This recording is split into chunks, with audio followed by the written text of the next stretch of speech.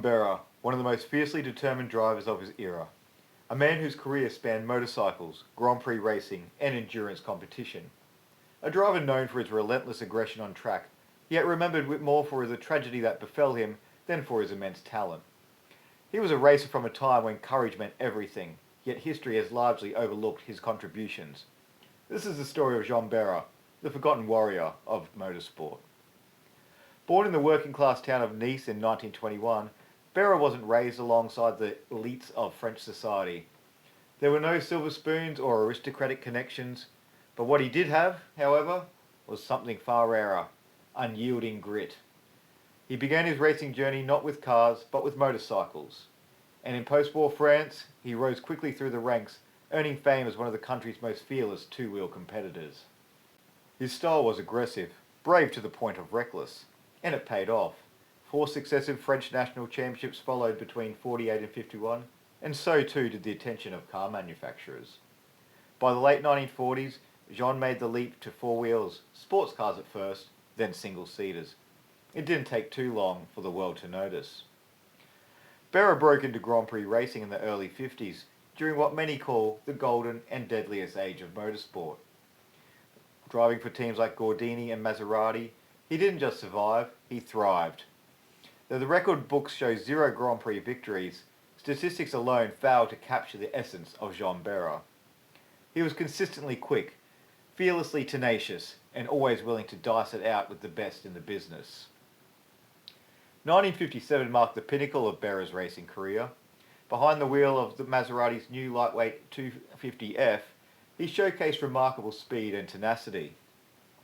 In the season-opening Argentine Grand Prix, Behra led the initial 7 laps before yielding to team leader Juan Manuel Fangio, ultimately securing a commendable second place.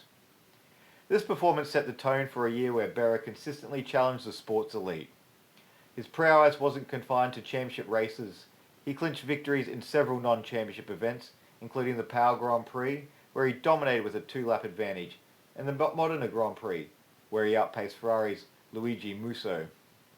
Despite not achieving a World Championship Grand Prix win, Behra's 57 season was a testament to his skill and determination, solidifying his reputation as one of the era's most formidable drivers. While his Grand Prix record remained winless, endurance racing told a different story. The 12 Hour of Reims, the Carrera Pan America, Targa Florio, Le Mans, Jean Behra's name was etched into the tapestry of the world's toughest sports car races, and in each he drove with the same passion, sometimes to the point of mechanical destruction. Autosport's Nigel Roebuck once said, "Behra was one of those rare drivers who gave everything, every single lap. He didn't know how to pace himself, he just raced. And perhaps in the end, that's what made him so great, but also so vulnerable." In 1959, after years battling near the top, Behra finally landed the dream seat at Ferrari. But dreams, especially at Maranello in the 50s, came with strings attached. Jean was never one to play politics. When a mechanical failure ended his home Grand Prix in France, Behra's fury boiled over. He physically assaulted Ferrari's team manager in the pits, a move as bold as it was fatal to his career. Enzo Ferrari was a man of pride and power. To cross him was to be cast out. Within days, Behra was dismissed from the team, his championship hopes disintegrating in the summer heat. Still burning with frustration and a desire to prove the world wrong, Behra entered a non-championship sports car race at AVUS in Berlin. The track was a relic of pre-war madness, a pair of deadly straights on the autobahn linked by terrifyingly steep bank turns. It was a place where bravery often exceeded wisdom.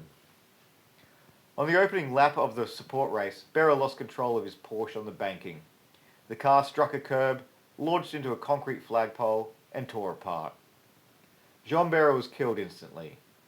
He was just 38 years old, no titles, no Grand Prix wins, and yet those who knew him, those who raced alongside him, remembered him as one of the most fiercest competitors for his era. His death came not as a surprise, but of painful inevitability in a sport that asked for everything and often gave nothing back. Jean Behra wasn't just another statistic in a dangerous era. He was a warrior, scarred in body, indomitable in spirit. He raced not for trophies, but for pride, for passion, for the pure unfiltered thrill of competition. And though history has often overlooked him, Jean Behra remains, in the heart of the purists, one of the greatest drivers to never win. This was Jean Behra, relentless, flawed, forgotten, but never ever ordinary. If you enjoyed this video, don't forget to like, subscribe and hit the notification bell so you never miss an episode of the Racing Chronicles. We've got plenty more stories coming up your way, so stay tuned for the next chapter in racing history. Thanks for watching. We'll see you next time.